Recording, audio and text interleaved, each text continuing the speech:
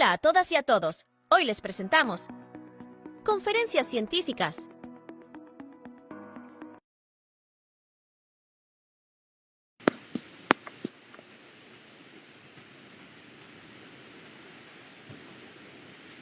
Buen día a todas y a todos.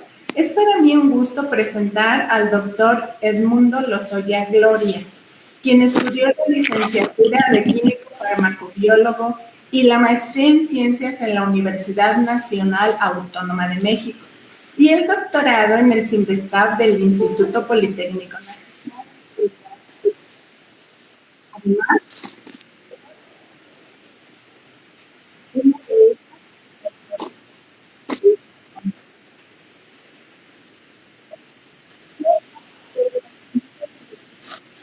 química de la Universidad de Texas A&M en Estados Unidos. El doctor Lozoya Gloria ha trabajado en colaboración con diversas empresas como Compañía Manufacturera de Artefactos Eléctricos de Irapuato, Hidaya Consultores de México y Petramin, entre otras. El doctor Lozoya es miembro del Sistema Nacional de Investigadores Nivel 3 y desde 1986 es investigador titular del Departamento de Ingeniería Genética de la Unidad Irapuato del CIMBESTAB en el IPN. Y el día de hoy, el doctor Lozoya es muy generoso con su tiempo porque nos va a dedicar alrededor de 1 hora para platicarnos sobre la investigación que realiza, por lo cual le agradezco mucho su presencia. Sea bienvenido, doctor, y le escuchamos. Gracias, muy amable, doctora, y muchas gracias por la invitación. Es para mí un placer, de veras, siempre estar en contacto con estudiantes de todas partes de México. Creo que es algo que tenemos que hacer más seguido. Entonces, si me regresa usted a la primera, perfecto. Ahí, bueno, la plática de hoy la he titulado Aprovechamiento de las respuestas de defensa de los organismos fotosintéticos, y vamos a ver por qué. Nosotros estamos aquí en CIMBESTAB Irapuato, y trabajamos en biotecnología de plantas, toda la unidad. Bueno, ¿a qué nos dedicamos? Pues básicamente quisiera que pensaran ustedes qué es lo que pasa con las plantas. Ya estamos muy acostumbrados a verlas, ahorita que hay mucha lluvia, pues está todo bonito, verde. Luego, hace 2 años teníamos una sequía tremenda. Pero ¿qué pasa con las plantas? Imagínense una semilla que cae en el suelo. Normalmente las semillas no se pueden mover ni las plantas se pueden mover. Entonces, una vez que germina esa semilla, esa planta tiene que vérselas con todos los factores que están alrededor de ella, ya sean biológicos o físicos, como sequías, tormentas, exceso de agua, en el caso de los factores biológicos, enfermedades en las raíces, con virus en las hojas, en los frutos se las comen los insectos. Todo eso tiene que soportar la planta al mismo tiempo, probablemente, y no se puede mover. Entonces, como todos los organismos de este planeta, su función principal en la vida es reproducirse, tiene que buscar la manera de sobrevivir para poderse reproducir. ¿Cómo le hacen las plantas para poder contender con todos los factores que tienen afuera? ¿Cómo le hacen también para reconocer cuáles son? Imagínense que las plantas se equivocaran y en verano, en lugar de florecer, echar flores, tiraran todas sus hojas, pues se muere. O si en invierno empiezan a florecer y sacan las hojas verdes, se muere también porque no habría sol y la temperatura sería muy inconveniente para sus propósitos. Entonces tienen que reconocer qué está pasando alrededor de ellas para poder reaccionar a esos factores, defenderse de alguna manera y entonces lograr llegar hasta su madurez, sobrevivir, generar semilla y propagar la especie. Esa es la función de todos los organismos y en las plantas, como no se mueven, tienen que buscar la manera de hacerlo. Ese es el truco de todas estas plantas y de hecho esos trucos que tienen nos permiten a nosotros aprovechar algunos de los beneficios que tienen esas plantas. Aquí en esta imagen vemos diferentes cosas que tienen alrededor, a la parte derecha algunos frutos y las raíces atacadas por diferentes organismos y en la parte izquierda tenemos ahí las proyecciones físicas. Todo eso le llega a la célula vegetal, tiene que reconocer esas señales y reaccionar. La siguiente, por favor. En este caso, se ha reconocido ya que hay un mecanismo muy específico para todo esto, es lo que se llama la inmunidad de las plantas realmente. Y si vemos en el punto 1, arriba a la izquierda, es donde cualquier patógeno, digamos en este caso una bacteria, puede llegar a las hojas y atacar, meterse, y entonces la planta tiene que reconocer esto y empieza a aventar señales y sobre todo químicas. Esa es la manera en que las plantas pueden reconocer qué pasa en el exterior y cómo contender, cómo reaccionar ante esos factores. Empieza a reaccionar, primero tiene que reconocer quién le está atacando, no es lo mismo que le ataque una bacteria, un virus, un hongo, si es un insecto, tiene que reconocer qué organismo es. En base a eso reaccionar, normalmente producen señales de transducción que muchas veces tienen que ver con mecanismos de fosforilación, esto es activar energéticamente de manera bioquímica algunas moléculas para que se dirijan hacia ciertas rutas y produzcan los compuestos que le permiten defenderse, o bien reaccionar y evitar ciertos fenómenos fisiológicos para que las bacterias no puedan continuar.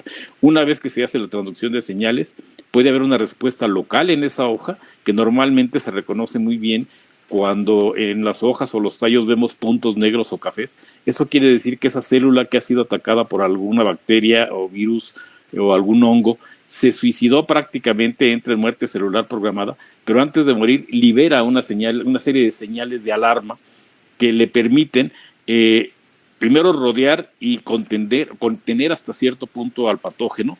Se liberan lo que se llaman las fitoalexinas, que son compuestos antibióticos en general que tienen efecto nocivo en bacterias y en hongos, y de esa manera pueden matar a los invasores, y por eso se ve el puntito negro o café, quiere decir que ahí se murió esa célula, pero se llevó consigo a los atacantes. Pero además esas señales tienen que ver también con la producción de hormonas.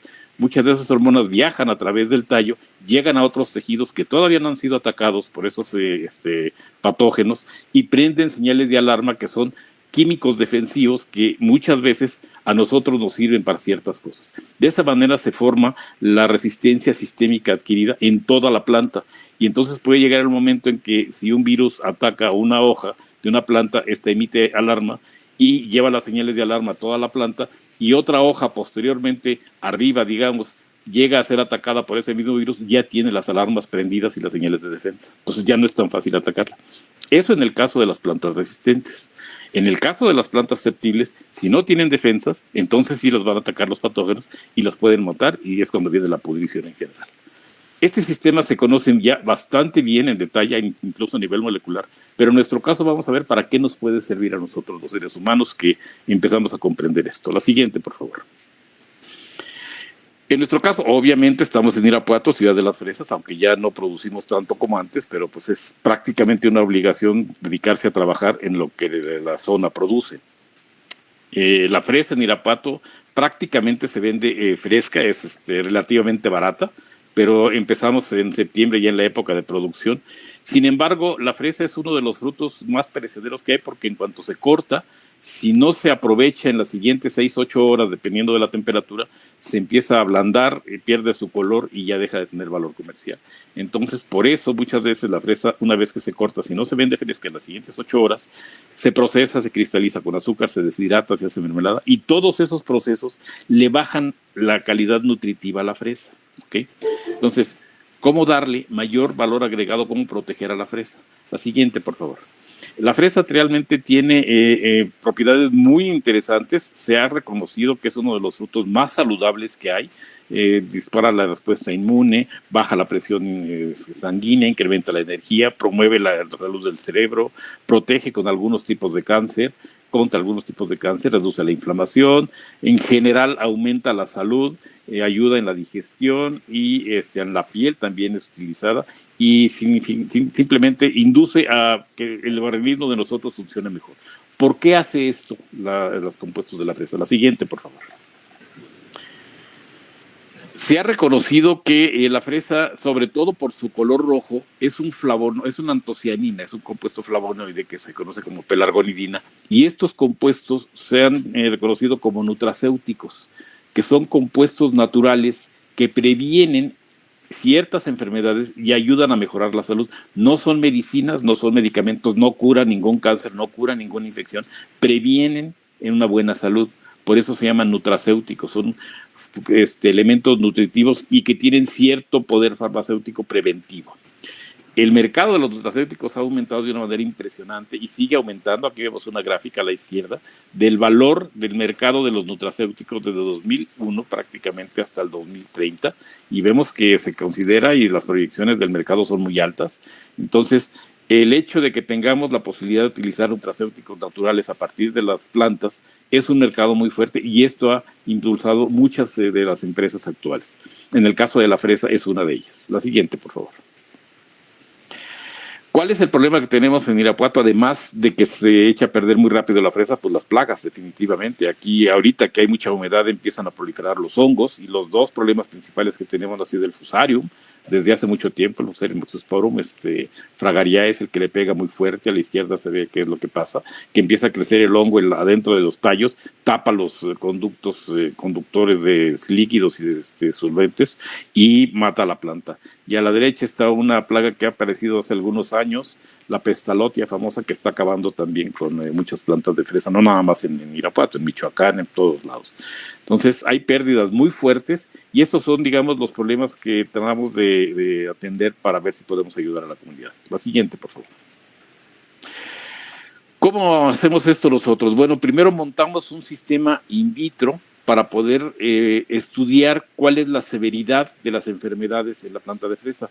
Propagamos plantas de fresa in vitro de manera estéril, son plantas libres de bacterias, las metemos en unos tubos Falcon que se ven aquí a la izquierda, y las montamos en unos puentes invertidos de plástico que se ven ahí al fondo, y así de esa manera tenemos una plantita de fresa en donde en el fondo le podemos poner su medio de cultivo, y se ve la planta que está desarrollándose ahí. Si le añadimos algunas esporas de diferentes hongos o algunos organismos patógenos, podemos seguir el progreso de la infección. Como se ven en las fotografías de los cuadros del 1 al 5, es la severidad de la enfermedad, y dependiendo de los síntomas que tengamos le damos un cierto valor. Entonces podemos cuantificar esto ya sea en las hojas, en la corona o en las raíces. Como vemos al fondo, en las raíces, una raíz sana puede estar transparente, cristalina, pero si está atacada puede estar totalmente negra y podrida.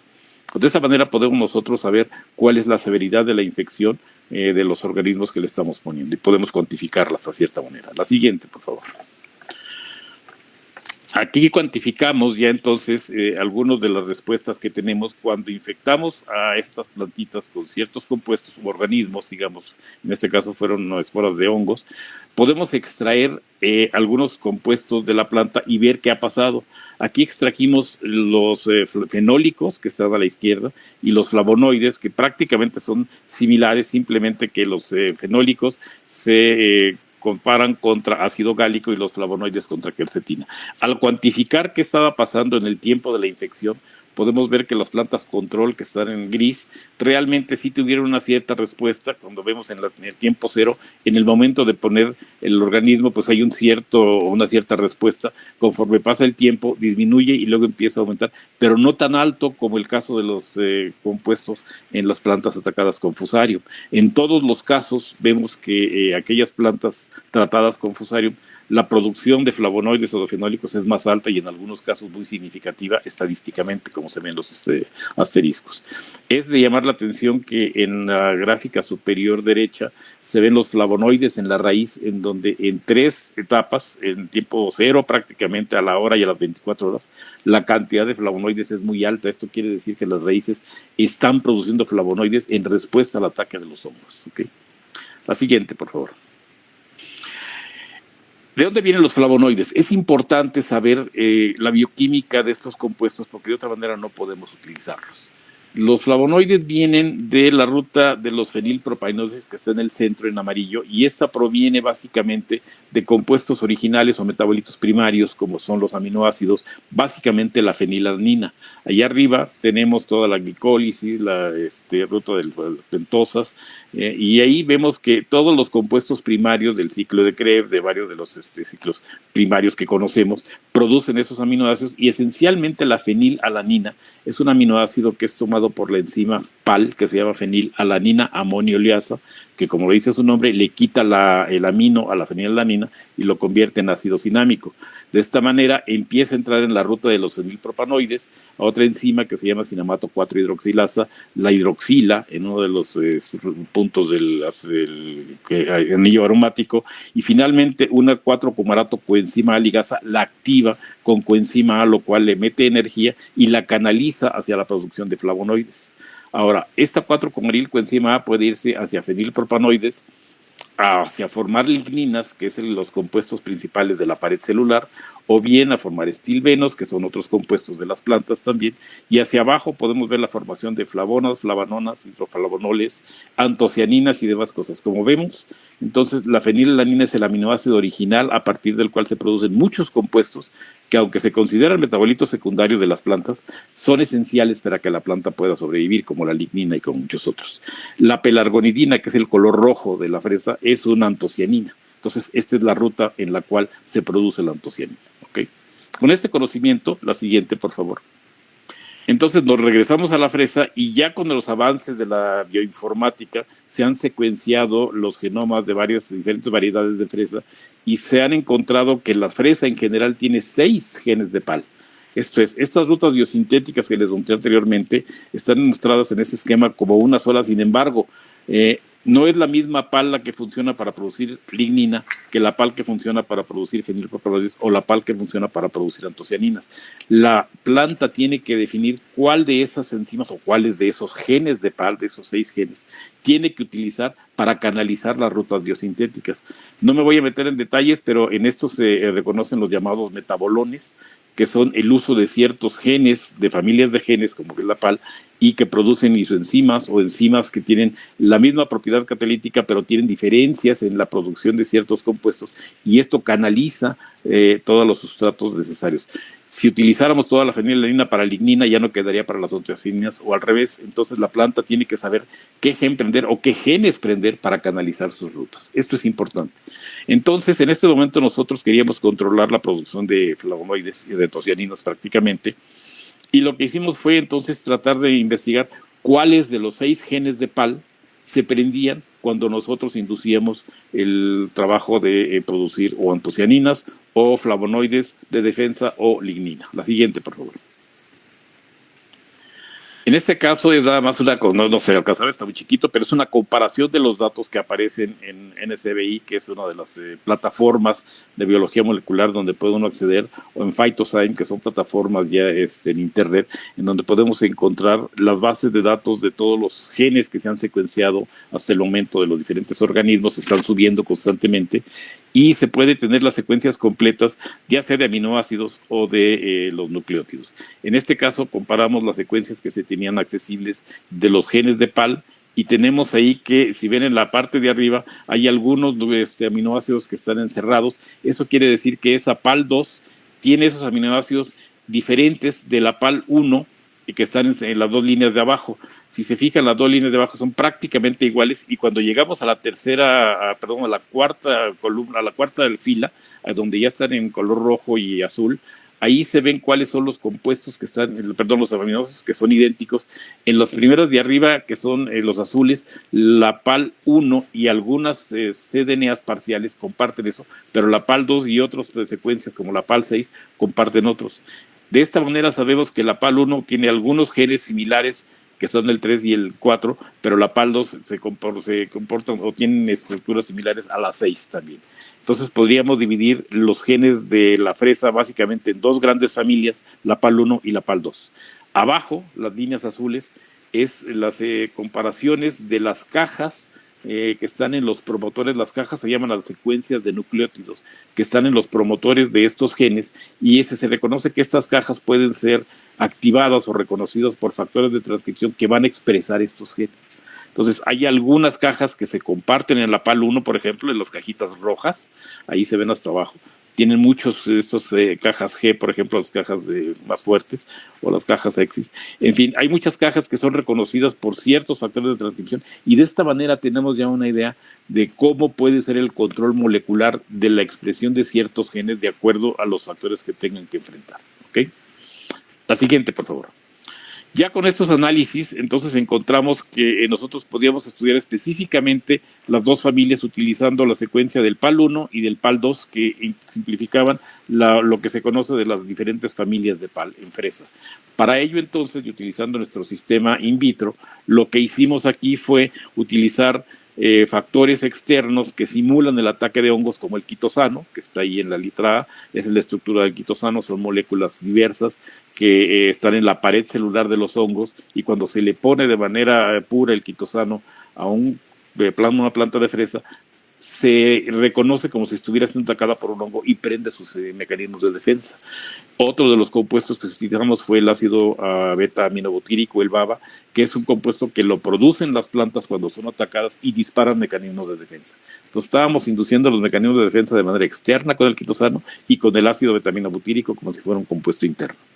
Ya en las columnas, en las gráficas de la derecha, lo que estamos viendo es, reconocimos la expresión de ciertos genes de defensa, por ejemplo el MBL1, los factores WORKI, que son factores de transcripción que están involucrados en muchas respuestas de defensa en muchas plantas, las CIF, por ejemplo, también, la quitosano, que es la Chi3, el quitosano induce sobre todo la quitinasa. Las plantas tienen quitinasa para romper la estructura de la quitina de los hongos y de esa manera se defienden de ellos. Y estamos viendo que hasta el fondo tenemos a la PAL1 y PAL2. Si vemos, PAL1 y PAL2 se activan o se inducen mucho más fuerte con el quitosano, como son las barras rojas. El gen de defensa, uno de los genes relacionados con patogénesis, PAL1, también se prende con quitosano. El PR1, también, y en el caso de el quitosano o la quitinasa y los demás de arriba se prenden con BABA, entonces podemos distinguir qué genes están prendiendo dependiendo del inductor o del factor que le estamos poniendo nosotros, y de esta manera podemos prender ciertos genes específicamente, ¿ok? La siguiente, por favor. Lo que estamos haciendo entonces, en este caso, por otro lado, para ver la parte de la pelargonidina, encontramos hace ya varios años que las fresas se defienden de irradiaciones con luz ultravioleta. La luz ultravioleta que llega a la Tierra es tipo A o tipo B, que son de alta energía, pero unas radiaciones que no llegan a la Tierra porque se filtran en la capa de ozono son las radiaciones de la luz ultravioleta C, que son muy altas. Sin embargo, aquí las podemos aplicar y encontramos que si irradiamos frutos de fresa cortados, ya, sin que no estén en la planta, si los irradiamos con luz ultravioleta tipo C, podemos aumentar la concentración de flavonoides prácticamente hasta un 50%, como se ve en los aquenos, aquí a la derecha, a la izquierda. Los aquenos son las semillitas que tienen en la superficie las fresas. Entonces aumentamos también antocianinas mucho.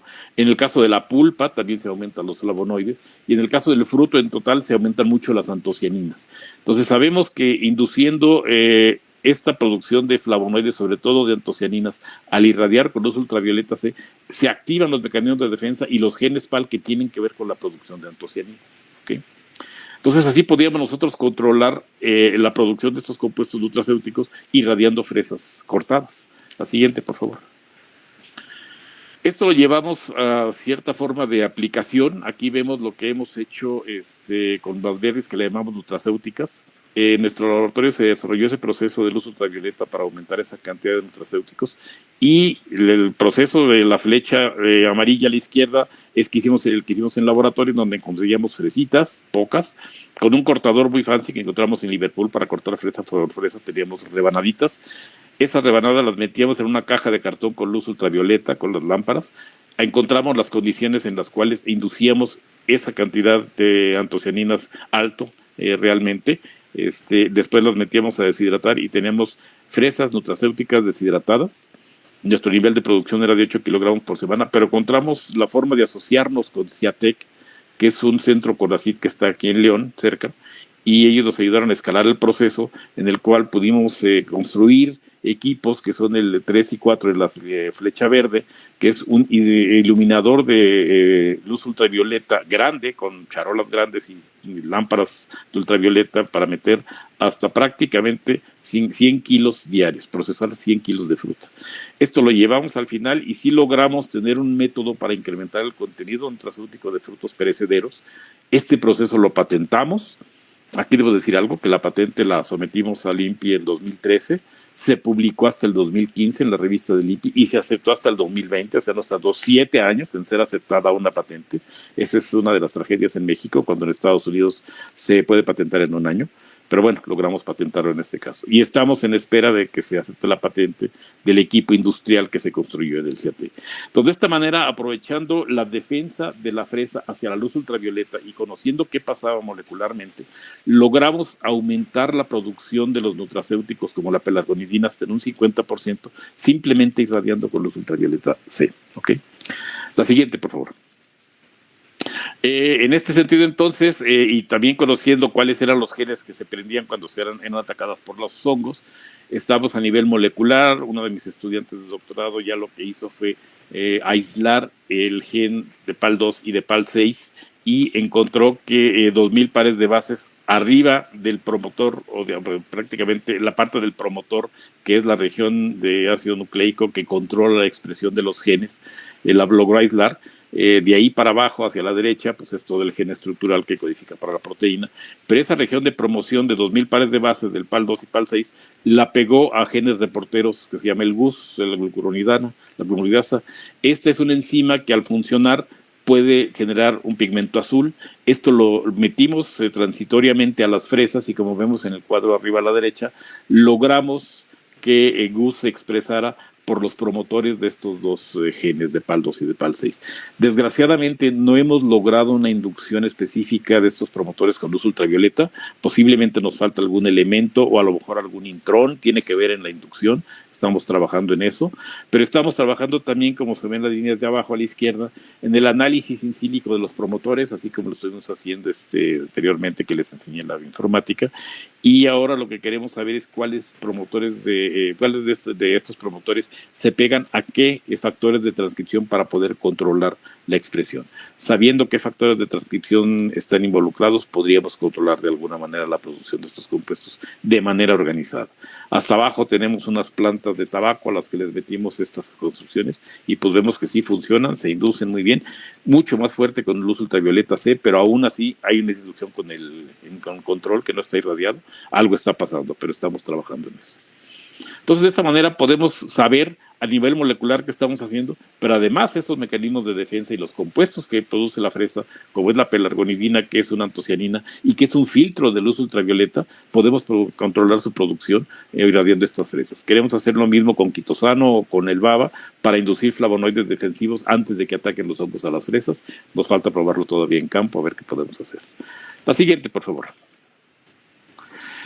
Bueno, otro proyecto que tenemos actualmente también en colaboración con el CIATEC es, y que es un problema muy grave aquí en Guanajuato, prácticamente el 60-70% de los árboles de mezquite, que es pues, una de las plantas, de los árboles principales del estado, están atacados por el muérdago, que son estas florecitas anaranjadas. La gente que no sabe cree que es la flor del árbol. No, es una planta parásita que ataca al árbol y prácticamente por ser parásita se involucra en los conductos, en el xilema y el floema del árbol, los conductos que llevan todos los fluidos nutritivos a todas las partes del árbol, se alimentan de eso y llegan a matar al árbol prácticamente. Entonces, esa planta parásita tiene muchos problemas y la única manera actualmente de eliminarla es cortándola. Pero una vez cortada, se queda todavía la parte pegada al árbol y vuelve a crecer, entonces es muy difícil eliminarla. Queremos saber cómo se defiende el árbol de mezquite de esto para ver si podemos hacer algo. La siguiente, por favor. Aquí lo que hemos hecho es, es la importancia económica del mezquite, que sí es alta realmente, insisto, en el Bajío es un árbol muy utilizado. Su importancia ecológica es que fija nitrógeno, realmente, lo cual en tiempos de sequía y sobre todo cuando tenemos problemas de suelos que no hay fertilizantes, pues ellos fijan nitrógeno en este caso. Es un alimento y refugio para aves, reduce la erosión del suelo por la cantidad de raíces que produce y fijación de nitrógeno, regula la temperatura y tiene una diversidad de especies asociadas. Y su utilidad económica pues es que sirve para forraje para animales, llegan a consumirse algunas partes de la planta también, se usa como leña y para hacer muebles. Entonces es un árbol muy importante, pero está acabando con él el muérdago prácticamente. La siguiente, por favor. Lo que hacemos es, aquí otro de los estudiantes de doctorado que tenemos en colaboración entre el CIATEC y el CINVESTAP, César, es que él encontró que en ciertas épocas los pájaros depositan las semillas del muérdago en las hojas del mezquite. Esto es, los pájaros se comen las semillas y ya sabemos que este es un proceso en el cual a través de la digestión de los pájaros como que escarifican o activan las semillas y estas semillas después en los heces de los pájaros las depositan o se les quedan pegadas en el pico y se limpian en las ramas y pegan a las semillas en las ramas de los árboles. Si se fijan a la izquierda están 2 dedos enguantados, arriba está la semilla del muérdago y si se aprieta sale la semilla que es la parte amarilla, pero al fondo, hasta abajo, tiene una gomita verde que es una goma natural, la vicina, que se pega, le sirve para pegarse a las ramas. Entonces lo que hizo César fue colectar un montón de semillas que encontró en los árboles maduras y él las hacía, las sacaba la semilla activa, las apretaba como si las exprimiera, saca la semilla y las pega en ciertas partes en las ramas de los árboles y entonces de esa manera puede controlar la infestación del muérdago en ciertos árboles. Lo hizo así y empezamos a investigar ciertas cosas. Ahí en la parte de en medio se ven donde están las horas a las cuales colectaba las muestras, desde 1, 2, 6, 8, 24 y 48 horas hasta los 8 días. Y lo que colectaba eran entre los entrenudos donde salen las hojas. Ahí él pegaba las semillas, esperaba ciertos tiempos y después de esos tiempos cortaba esa parte de la rama y la procesaba en nitrógeno líquido y luego medíamos una serie de cosas, factores bioquímicos como pueden ser enzimas, superóxido dismutasa, catalasa, peroxidasa, se medía la cantidad de peróxido de hidrógeno. Si encontramos elevados estos elementos, pues es que la planta está defendiéndose porque el primer síntoma de defensa de cualquier planta y de cualquier organismo, incluso nosotros, es la producción de especies reactivas de oxígeno, entre ellas agua oxigenada. Y esto dispara una cantidad de señales de defensa muy fuertes. Entonces medíamos eso, medíamos algunas hormonas como ácido jasmónico y ácido salicílico, algunos metabolitos como fenoles, compuestos fenólicos, medíamos también la enzima PAL para ver si estaba activa. En ese momento no sabemos mucho de ellos. Y una serie de carbohidratos y otra enzima que es la invertasa de pared celular, que es la que rompe la sacarosa en glucosa y fructosa. Y esto nos sirve para saber que se está alimentando realmente de azúcares para tener energía esa región.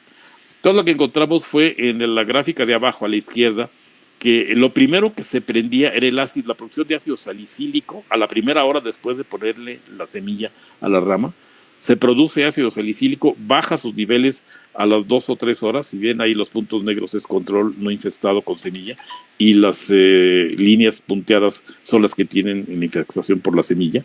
Y el ácido jasmónico que está en la siguiente gráfica también se eleva un poquito, que se mantiene dentro de los niveles de los controles. Pero una vez que se prende el ácido salicílico quiere decir que se prenden muchos sistemas de defensa. La siguiente. También vimos que obviamente si hay ácido salicílico, pues pudimos detectar compuestos fenólicos a la hora. El ácido salicílico es un compuesto fenólico, viene de la misma rótula de los ácidos, del fenilpropanoides. Entonces encontramos compuestos fenólicos que se elevaban a las primeras 2 horas y bajan después a niveles normales. Y la actividad de la enzima PAL, extrañamente, la encontramos elevada hasta las 24 horas y se mantuvo elevada. Nos llamó mucho la atención porque esto quiere decir que estos compuestos fenólicos no vienen de biosíntesis normal de la planta. Se producen a partir de los compuestos fenólicos que ya están en la planta. Acuérdense que la lignina proviene de los compuestos fenólicos, es un polifenol, entonces si se degrada la lignina por romper la lignina, esta semilla, puede generar fenólicos, podría ser esa la razón por la cual nos encontramos hasta arriba. Y también sabemos que hay lugares de almacenamiento de ácido salicílico inactivo que pueden estarse activando en el momento de que está sintiendo la infestación de la semilla. Entonces sabemos que la actividad de PAL es lejos, no sabemos cuántos genes de PAL tenga el mezquite, es una cosa que tenemos que ver, pero lo que sí pudimos interpretar de alguna manera es que se ven abajo a la izquierda las fotografías, después de cierto tiempo, días ya, donde está la semilla del muérdago que está empezando a infestar, se llega a producir en algunos árboles de mezquite resinas, que de alguna manera es una forma de evitar que se infecte el árbol, y esa resina se produce abajo de la semilla, y si logra endurecerse y seguir produciendo resina, logra botar la semilla. Esa sería la forma en que el árbol se puede defender, ¿ok? Quitarse las semillas por hacer resina, endurecerla y tirarlas. No todos lo logran, y el árbol puede estar infestado en muchos lugares. Por eso es el problema que tenemos. Pero por lo menos esta es alguna explicación que tenemos de cómo está respondiendo el árbol en las primeras etapas de la infestación por el muérdago. Estamos trabajando en esto. Nuestra idea sería tratar de inducir las defensas de alguna manera. La siguiente, por favor. Y lo que se logró hacer fue medir otras enzimas, por ejemplo, la invertasa de la pared celular que se ve arriba a la izquierda. Esto lo medimos con glucosa y se ve que esta enzima que rompe la sacarosa realmente se eleva muchísimo en las primeras 6 horas y se mantiene alta ya los siguientes días. Esto quiere decir que sí hay, como vemos en la siguiente gráfica a la derecha, la sacarosa está aumentada también. Hay un surtido de sacarosa en esa región del árbol. Quiere decir que está mandando combustible como azúcares para que pueda generar energía y defenderse del ataque.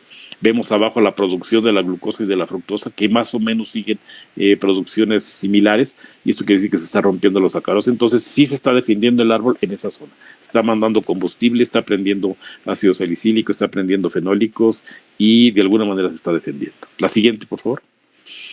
Lo que queremos hacer ahora es medir entonces la superóxido dismutasa, que es la que básicamente genera el peróxido de hidrógeno, y está elevada. Entonces hay lógica. Si el árbol está siendo infestado, prende sus señales de alarma, produce peróxido de hidrógeno. La peroxidasa, que es la enzima que rompe el peróxido de hidrógeno, oxígeno y otra cosa, está elevada, pero hasta las 6 horas.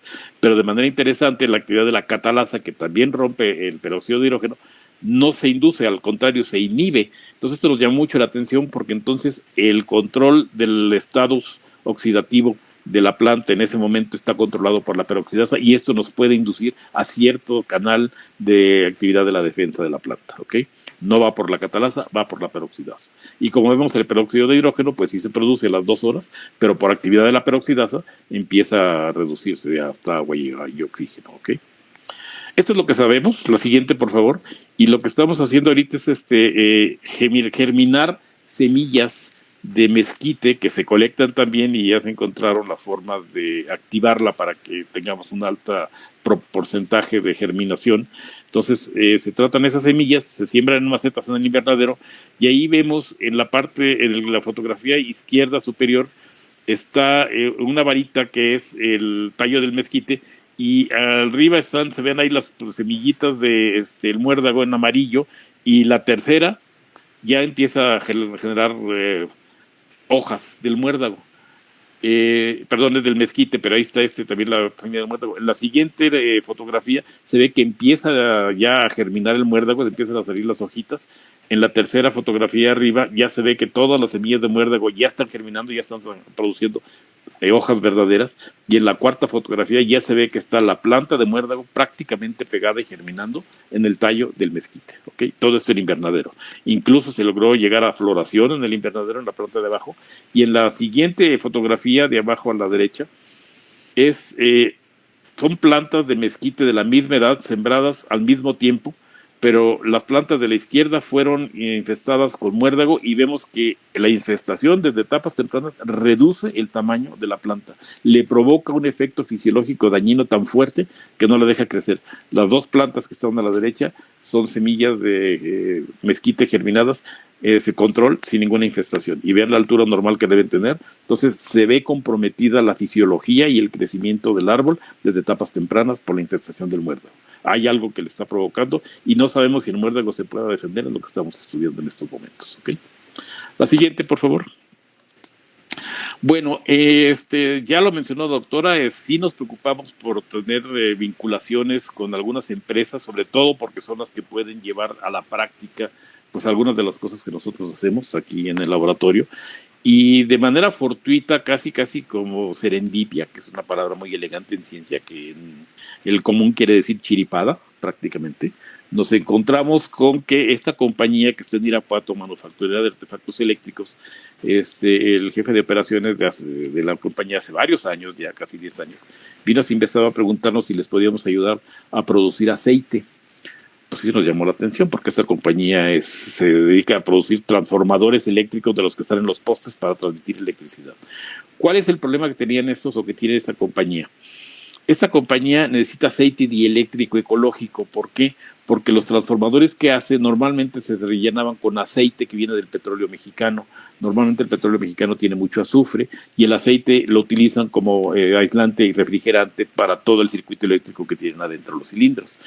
Cuando estos transformadores que están en los postes tienen algún problema, por ejemplo, si hay algún terremoto, que es muy común en México, se caen, o se prenden en las costas, también hay algún huracán y se fracturan y entra humedad, con la corriente eléctrica junto con el azufre del aceite que tienen ahí, de aceite mineral de petróleo, puede producir ácido sulfúrico y se cae al suelo y produce contaminaciones muy fuertes. Cualquier contaminación de aceite mineral en el suelo es considerada una contaminación ecológicamente muy fuerte y provoca multas económicas muy graves.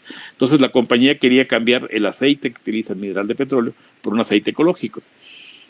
¿Cómo hacemos esto? Bueno, les dijimos, pues el aceite de semillas, de maíz, de cártamo, todo esto, lo han usado, sí les funciona, una vez que se pone con algún aditivo que lo hace dieléctrico. El problema son los costos. El aceite mineral de petróleo pues, les costaba en ese entonces 9-10 pesos el litro, y un litro de aceite mineral, de semilla, como ustedes lo saben, para cocinar, pues puede costar 40-50 pesos, ¿ok? El frasco de un litro. Entonces los costos se les elevaban. ¿Qué hicimos entonces? Empezamos a ponerles alternativas. La siguiente, por favor. Y nuestro problema era entonces sustituir el aceite mineral por aceite vegetal para evitar esas contaminaciones. Les propusimos entonces varias cosas después de revisar la literatura y las alternativas. La siguiente, por favor. Lo que encontramos fue que hay varias plantas que producen aceite a partir de las semillas. Acuérdense que se puede producir, por ejemplo, el maíz, se colectan los granos de maíz, se aplastan, se exprimen y se colecta el aceite de maíz. Y esto se pasa con prácticamente todas las plantas que tenemos ahí.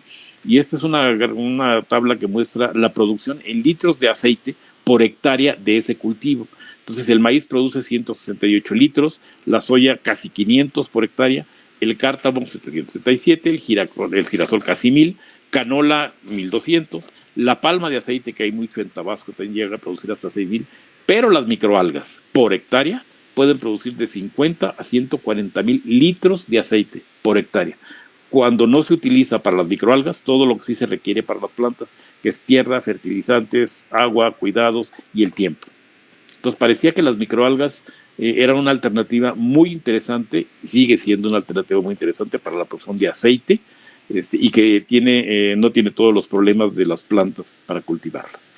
Entonces les propusimos producir aceite de microalgas, la siguiente por favor, y arrancamos con este proyecto. Para ello escogimos una microalga que se llama Neochloris oleoabundans, que como le dice su apellido, pues es abundante en óleo, en aceites, produce mucho aceite, es una microalga verde oleaginosa, muy chiquita, de forma esférica, y crece más o menos rápidamente, y tiene hasta el 56% de su peso seco como lípidos totales, como aceites. Entonces parecía una alga interesante. Aquí a la derecha, en la fotografía, estamos viendo los bioreactores que usamos. No, obviamente a lo mexicano, pues tuvimos que utilizar el ingenio, porque si comprábamos bioreactores industriales o comerciales son muy caros. Entonces aquí los muchachos del laboratorio utilizaron frascos normales de laboratorio en donde perforaron la tapa, le metieron un tapón de hule y ahí perforaron el tapón y le metían tubos de acero con tubos de silicón y tubos de látex, donde llegaba el aire filtrado a un humidificador, que es donde está el agua primero en la derecha, y ahí el humidificador con aire estéril se humidifica el aire y de ahí pasa al cultivo de algas que se burbujea, que está a la derecha, y de esa manera podemos tener un cultivo funcionando bien, ¿okay? Esto lo tenemos en un cuarto de cultivos de algas que tiene fotoperiodos de 12 horas luz, 12 oscuridad. La siguiente, por favor. Utilizando esto entonces, proseguimos con el proyecto, y esta es una parte de la compañía manufacturera que nos prestaron cuando ya habíamos podido escalar el proceso. Aquí otra vez tuvo que entrar el ingenio mexicano porque pues, los costos eran muy graves. Aquí ven, justo arriba donde dice 1.680 litros de cultivo por algas al mes, es lo que logramos producir en estos recipientes. Ahí arriba de ese letrero en negro se ve un bioreactor de Nalgene, que es una compañía de plásticos muy fancy, muy elegante, con un plástico especial que se puede autoclavar y todo, pero esa cosa cuesta como $200 por frasco. Entonces usamos también frascos de vidrio, como se ve casi al final a la derecha, ahí donde están los frascos más oscuros hay un frasco de vidrio de agua embotellada, que es lo que venden las aguas embotelladas. Antes las vendían en esos frascos de vidrio y los utilizábamos. Sí llegaron a funcionar, pero para poderlos esterilizar, pues no son Pyrex, se los metíamos al autoclave, se reventaban en 1000 pedazos. Después de cierto tiempo teníamos sarros, se decían muchos problemas. Y las chicas dijeron, oiga, doctor, pues si necesite entonces cultivar, ¿por qué no usamos vitroleros en los que hacen agua fresca de frutas, que los venden en las calles? Y se compraron esos vitroleros con las tapitas anaranjadas y moradas, 90 pesos por vitrolero. Y vámonos. Entonces, de esa manera logramos ampliar la producción de cultivo de algas hasta casi 1,700 litros por mes. De esa manera. Esto ya es en las instalaciones de la compañía, donde nos prestaron las mesas, se conectó el aire, que está atrás en la línea amarilla, conectamos con todo esto. Conseguimos, después de mucho tiempo, financiamiento del gobierno del estado. La siguiente, por favor. Entonces, ya dejamos un poco los vitroleros, nos fuimos más elegantes y fancies. Es la misma área, pero ahora sí ya adaptada con dinero, en donde tenemos un techo de plexiglas, en donde entra la luz, hay control de aire, tenemos aquí todos los, abajo están los vitroleros en caso de emergencia, pero están los Nalgene y todavía se ve en el acercamiento a la derecha, pues que tenemos las entradas, varias cosas, tenemos control de temperatura, ya es un poco más elaborado esto. Entonces, la idea es aumentar en este sentido la producción de microalgas para varias cosas, ¿no? Obviamente producir aceite. La siguiente, por favor. Estábamos en esta ruta, y le estoy hablando de años, cuando en alguno de los momentos, alguno de los muchachos que estaba trabajando con esto, ya cansado, tenía un cultivo de algas, tenía que ir, era un viernes, me parece, quería ir ya de fin de semana, ya estaba cansado, agarra el cultivo de algas, tira las algas a una maceta y se va. Y aparentemente esa maceta estaba mal, la planta que estaba ahí, y al tirarle las algas, pues vio que reverdecía mejor que las otras que estaban en el pasillo, algo pasaba. Y resulta que después de hacer varios ensayos, sí nos dimos cuenta de que pues, las algas eran un buen fertilizante. Esto no es nada nuevo, es descubrir el agua tibia, porque el sargazo, cuando llega a las costas, se puede recolectar, se seca, se pulveriza y se vende y se ha utilizado como fertilizante de los griegos prácticamente, ¿no? Pero en este caso, nosotros vimos que las microalgas vivas podían funcionar. Elaboramos un proceso en el cual podíamos cultivar las algas y embotellarlas y mantenerlas vivas hasta 8 meses en esos frascos de plástico, todavía no es el nombre oficial, pero de esa manera logramos patentar también un biofertilizante a base de microalgas vivas. Igual lo hicimos en el 2014, el INPI la publicó en el 2016 y se aceptó hasta el 2021, igual 7 años para que nos aceptaran la patente, pero ya está. Entonces tenemos esta posibilidad de utilizar las algas Dioscoris oleabundans vivas como biofertilizante. Lo hemos probado. La siguiente, por favor. Lo hemos probado en diferentes lugares, realmente le hemos medido muchas cosas. Este es un invernadero que nos permitió utilizar algo de nuestro producto con sus plantas de pepinillo. Ellos tienen este cultivo orgánico de pepinillo, que todo es orgánico y su exportación va básicamente hacia España o hacia Italia. Entonces, cualquier planta o producto de agricultura orgánica no puede llevar por definición fertilizantes químicos ni elementos químicos. Todo tiene que ser orgánico. Entonces ellos utilizaban como fertilizante el lombricomposta, Azospirillum, Agrobacterium, una serie de bacillus, por ejemplo, una serie de organismos y microorganismos que se han encontrado que promueven el crecimiento de las plantas y ayudan mucho. No pueden usar fertilizantes químicos porque los análisis los delatarían, ni pesticidas químicos tampoco. Entonces aquí el reto fue básicamente ver si nuestro fertilizante a base de microalgas vivas podía mejorar o competir o qué le pasaba a algunas plantas. Nos permitieron usar una sola línea de sus plantas de cada invernadero. Tienen 7 invernaderos de ese tamaño, como ven es un monstruo, son tremendas las instalaciones. Después de platicar con ellos nos dijeron, bueno, pueden adicionarle sus fertilizantes de algas a las plantas que tenemos aquí, pero tienen que ser junto con los fertilizantes que nosotros tenemos porque no queremos perder las plantas y los frutos que tenemos. Ok, así lo hicimos. Contratamos a Kiahuitl, que fue un ingeniero agrónomo que nos ayudó con este tipo de cosas.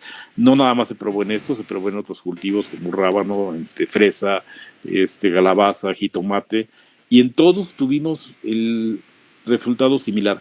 En este caso, al ponerle el fertilizante a base de microalgas, logramos que las plantas tratadas produjeran de 4 a 5 frutos más que el resto de las plantas que no tenían microalgas, lo cual a esos niveles pues es un montón de dinero, francamente. ¿Okay? sin alterar sus biofertilizantes, sin alterar sus cultivos, incluso fueron un poco más resistentes. Uno de los invernaderos tuvo una plaga que tuvieron que quemar las plantas, y las que lograron resistir un poco más fueron las que tenían las microalgas.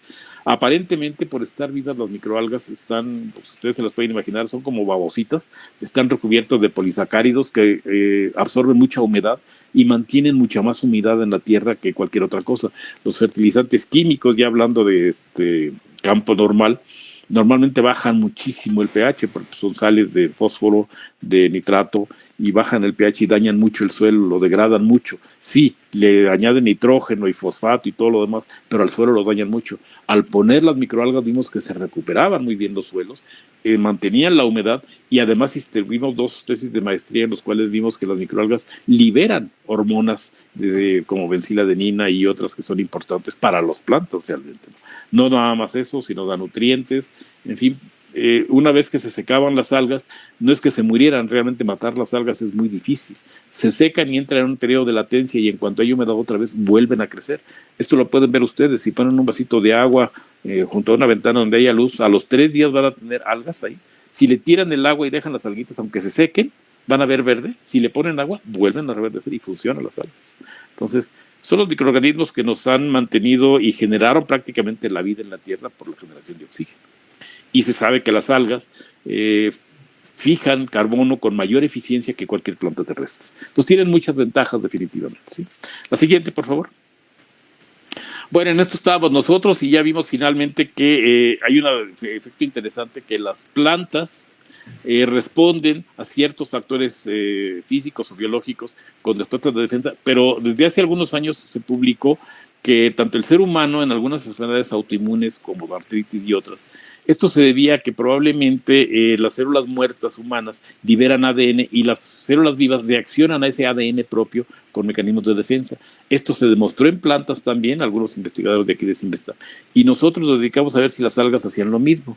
Entonces, tratamos de estudiar qué pasaba con los efectos del DNA propio en las algas. La siguiente, por favor. Esto lo vimos en artículos, por ejemplo, en el caso de la izquierda están una raíz de Arabidopsis en donde se le puso ADN propio y ADN no propio de un pescado, y vemos que el ADN propio, cuando se tiñe, se queda fuera de la raíz de Arabidopsis, y el ADN no propio se mete y se degrada. A nivel intracelular vemos que no hay nada dentro de las células de la raíz de Arabidopsis si es ADN propio, pero si es el ADN no propio se mete y se degrada, y lo mismo pasa hasta abajo en las raíces completamente.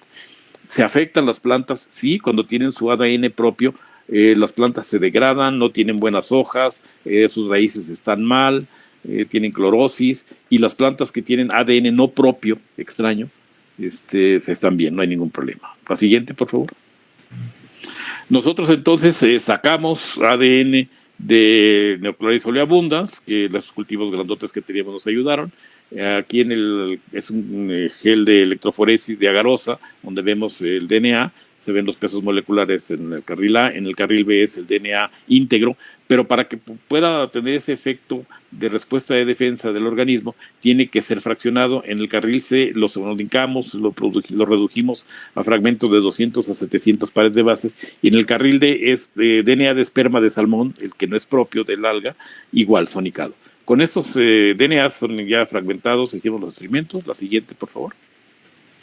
Y lo que encontramos fue aquí que a los 5 minutos, esto es la actividad de la enzima peroxidasa, a los 5 minutos de ponerle el ADN propio, que es la barra verde, ya hay una expresión de la actividad de la enzima fuerte, significativa, y se mantiene arriba, y lo comparamos contra otros elementos como el ácido carbónico, carbonato de sodio o metilhasbonato, que son inductores de mecanismos de defensa.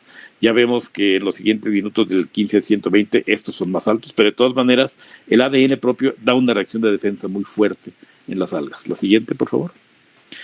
Lo vimos también con la producción de lípidos. A las 24 horas la cantidad de lípidos aumenta muy fuerte en la Neochloris oleabundans, cuando le ponemos el ADN propio, la barra verde, es significativamente, estadísticamente significativo, y a las 48 horas sigue siendo igual. No se compara ni la producción de lípidos con los otros inductores. La siguiente.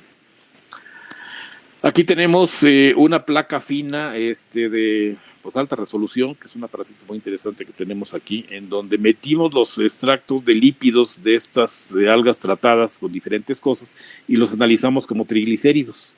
Entonces, los primeros carriles son los estándares para ver los tamaños de pesos moleculares, los tamaños de, los RF, el corrimiento de referencia de estos compuestos. Son 3 lípidos diferentes de diferentes tamaños. Luego vienen el control, donde dice 6 control a las 0 horas. En el carril, perdón, en el panel tercero está a las 24 y en el panel cuarto están a las 48 horas. Si se fijan, en todos los casos, los controles no aumentan fuertemente los triglicéridos sino hasta las 48 horas, pero el metilcarbonato, el carbonato de sodio y el ADN propio aumentan inmediatamente, casi el momento de ponerlos a las 0 horas, prácticamente son minutos o segundos los que tienen. Ya los triglicéridos aumentan muy fuerte, pero no pasa así con el ADN no propio, que es el último carril de cada panel. Esto pasa en los siguientes paneles, se ven, y el ADN no propio sigue sin responder cuando el ADN propio responde tan fuerte con la producción de lípidos como el metilcarbonato, el carbonato de sodio. Entonces, hay una producción de lípidos muy fuerte como reacción a su ADN propio. La siguiente, por favor. Ahora estamos tratando de hacer proteómica. Esta es una imagen de un gel de acrilamida con SDS, es un desnaturalizante. Vemos a la izquierda pesos moleculares, luego el extracto de proteínas del alga sin nada, son las bandas de proteínas control. Cuando lo metemos con bajo nitrógeno, porque se sabe que las microalgas cuando tienen poco nitrógeno producen muchos lípidos, sin embargo el patrón de proteínas es similar al del control. Cuando les ponemos ADN propio, hay un cambio total en las proteínas y aparecen bandas que no aparecen en los otros casos, ni siquiera en bajo nitrógeno con ADN propio, en cual se parece mucho al control, y el ADN no propio, pues igual se parece mucho al control. Entonces hay proteínas nuevas que están induciéndose a partir de la adición del ADN propio. ¿Qué pasa? No sabemos realmente. La siguiente, por favor. La última que tenemos es la Botrycoccus brownie, que es otra alga con la que estábamos trabajando. Es una alga colonial que exuda hidrocarburos. Esas gotas que ven ahí son hidrocarburos. La siguiente, por favor. Esta alga, se han reconocido 3 razas, la raza A, la raza B y la raza C de Botrycoccus brownie. La raza B produce los botriocoxenos que están encuadrados en rojo. Esta molécula de botriocoxeno, si se somete, y esto ya se publicó, se somete a hidrocracking, que es un proceso de petróleo, se pueden lograr obtener subproductos como parafinas, naftenos, olefinas y aromáticos, y si se destilan, se puede obtener gasolina, queroseno, diésel y residuos. Entonces, esta alga se ha encontrado, fósiles de esta alga en depósitos petrolíferos, y aparentemente es uno de los factores biológicos que son origen del petróleo, porque prácticamente podemos producir combustibles para motores de combustión interna, tal como lo hace el petróleo, porque el botrioxeno puede ser degradado a estos compuestos. La siguiente, por favor. Sabemos que reacciona también. Publicamos un artículo en el cual le poníamos carbonato de sodio, metilcarbonato, y veíamos si se prendía la expresión de compuestos reactivos de oxígeno. Las láminas amarillas son los controles en campo claro, a microscopía, y las oscuras ya son ver un colorante que se llama CellROX, que detecta las especies reactivas de oxígeno cuando le ponemos los diferentes compuestos. El control arriba, A y D, no producen la especie reactiva de oxígeno, todos los demás la producen. Entonces vemos que las microalgas reaccionan a esto también. La siguiente, por favor. Y entonces estamos estudiando en este momento ver si podemos controlar la producción de estos hidrocarburos en esta alga, y otro estudiante de doctorado está tratando de ver si este complejo enzimático que se llama TOR, que quiere decir en inglés Target of Rapamycin, que es el blanco de la rapamicina, que es un antibiótico. Ese antibiótico bloquea o inhibe todo este complejo enzimático, y es un control central del metabolismo general de los organismos. Todos tienen este complejo TOR, y queremos ver si este complejo TOR tiene que ver con los hidrocarburos de esta Botrycoccus brownie o no, para ver si podemos controlar la producción de los hidrocarburos. La siguiente, por favor. Creo que ya esa es la última prácticamente. Entonces, pues les agradezco mucho su atención. Eso es lo que estamos haciendo en estos momentos. Por eso el título de aprovechamiento de las respuestas de defensa de los organismos fotosintéticos. Esperemos tener resultados en algunas cosas. Como ven, nos dedicamos no solamente a publicar, a formar alumnos, sino también tratar de patentar y vincularlos con empresas. Muchas gracias por su atención, y si tienen preguntas, adelante. Muchas gracias, doctor. Muy interesante su presentación. Y vamos, bueno, antes de que pasemos a la sesión de preguntas, vamos a darle un fuerte aplauso al doctor para agradecerle que haya compartido con nosotros su investigación.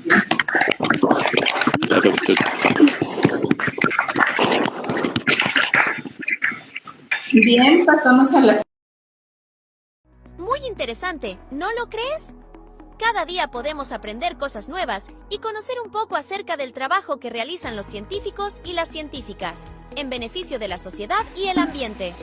No te pierdas el contenido. Hola, que la doctor, Society muchas tiene para gracias ti. por su presentación, No olvides estuvo suscribirte, muy darle me interesante. gusta y compartir. Qué bueno. Una Hasta la duda que próxima. me quedó, mencionó que se estaba empezando a investigar sobre la respuesta del muérdago ante las defensas del mezquite. ¿Podría platicarnos un poco qué es lo que se ha encontrado? Sí, es al revés, ¿eh? El mezquite se